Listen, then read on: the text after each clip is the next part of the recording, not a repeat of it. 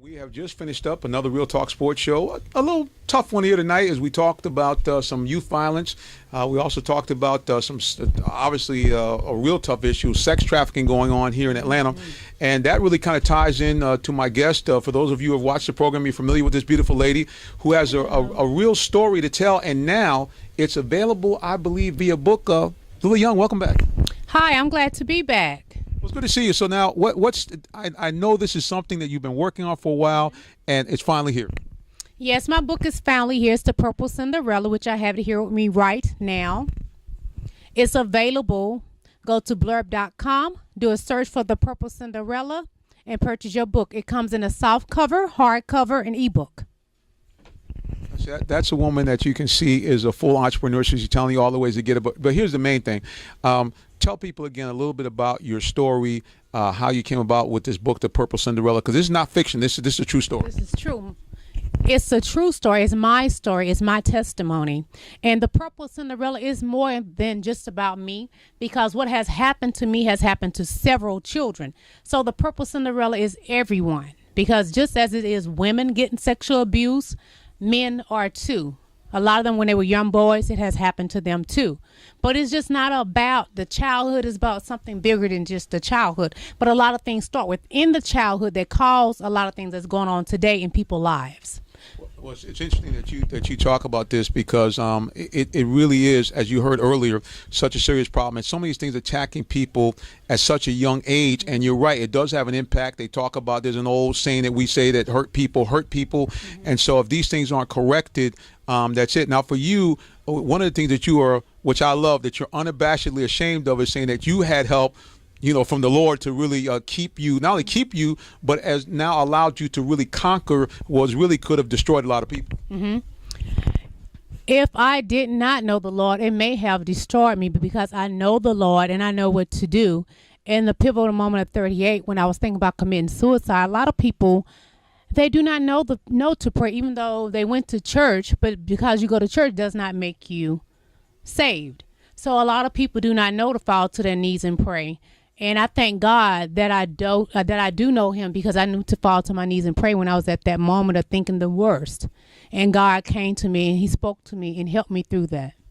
Well, I tell you, that's really an important thing, because I think that we overlooked that. And today we talked about, again, how important it is for organizations to help. And certainly Kaylin is here with her organization. Mm-hmm. But I think it's really imperative that each individual have their own relationship with God, so that they can, because there are going to be times where there's going to be nobody around, as you know, but you and him. Yeah, and I was at home by myself, and it was strange. It was very weird. And I kept saying, why am I going through this? My life is good. Why am I going through this? But when you don't deal with things that have happened to you and you just keep putting bandages on top of bandages, you'll find yourself at a moment where you are thinking about committing suicide.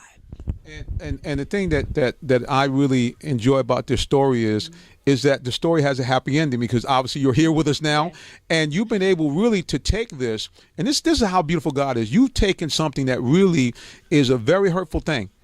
And I think also it might have involved your sister as well. I mean, you've had some real family difficulty, and now you have turned that into you telling people what's going on. You have a book, and I think you've even been on TV a couple of times, haven't you? Yes, I have. I was actually on a Religion Roundtable, and I told my story on there because it discussed different forms of violence, like domestic violence, sexual abuse, and different things. And that is a powerful show, Religion Roundtable with Reverend Ralph Watkins. It was very powerful. And what would be some of the things that you would tell people today, as far as parents, what they can do to really help their children? First of all, to be on the lookout, because I think that's one of the biggest things, is children not being able to tell adults what's going on with them. It's not as simple as people think. When you go to the doctor or psychiatrist, even I notice with preachers, that what they tell people is not reality. I hate to say it. It doesn't happen how people say. A lot of times when children are getting sexual abuse, they don't tell because they think it's something normal. If it is happening to you and it continues to happen to you, in your mind, you think this is supposed to happen. And I'm trying to get people to understand that, because a lot of people are like, well, why didn't you tell? It's not that simple.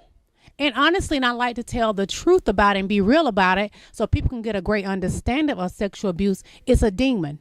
And when someone is sexually abusing you, it's like becoming one. Even though you are not married, you get attached to that demon and you start enjoying what's happening.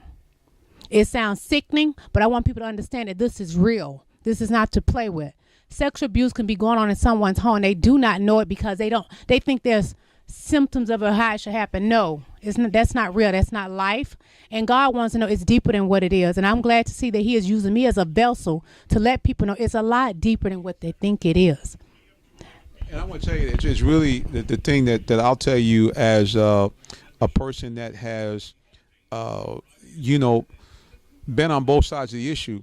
Even for the person who is the predator, the person that does these things, you can get delivered. You can get delivered. The same thing, just the same way that those things move you to do things that, later on in your life you feel very ashamed about, because you realize when the Lord brings you to your senses that this is something that you've hurt a lot of people. But I'm here to tell you, for any guy that, where you might have done these types of things, God is able to deliver you. And now he's able to deliver you, but here's the important thing. He can actually mend those broken relationships, because as the man, especially if you're an adult, you really have broken the trust of that family member and even that family. For example, my sister, she can go around them, communicate with them, because she's a minister. She goes around and she has forgiven them. She can go around them and everything. And like when I was on the show, Religion Roundtable, and we was talking some things they didn't actually show, but we discussed, and I was like, I don't know where they are with the Lord right now, because they was asking like what has happened with them. I don't know. I don't communicate with them, so I don't know if they have a relationship with God or not. You see what I mean? Which I know God forgive us all. But I don't know what their relationship is with God. But I do know that my sister has forgiven them. But I'm on a journey with Christ, and I'll be at that point. Well, like I said again, the only thing I can tell you is that whether you are the victim or whether you were the perpetrator of this, God is able to deliver you.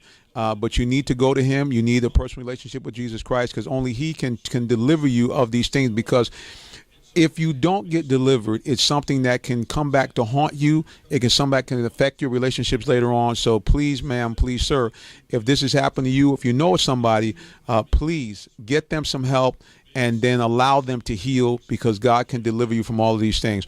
Well, listen, how can people find out more about your book? Do you have a website and social media where people can follow you? Yes.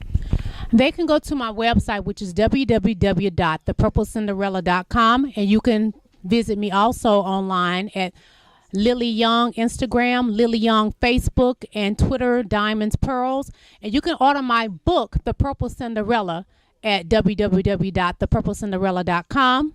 And you can also go, like I stated earlier, to blurb.com and search The Purple Cinderella. This picture would be exactly what you would see. This is the cover of my book. It's a book that's informative. It's all about helping people that have been sexually abused and different forms of abuse. It's powerful. There's a powerful message behind it. It's all about helping people, so help spread the word. Thank you. All right, Miss Lillie Young here. Join us once again on the Real Talk Sports Show. Thank you so much for those of you who tune into our broadcast. Again, you can find out more about us at www.realtalksports.net. And we look forward to bringing you back next week some more good news and some more fun stuff as we get back into the world of sports. But we thank you for those of you tuned in, because this information is important. It is timely, and we all need to be about making sure that we take care of our youth and our children. God bless you and have a good night.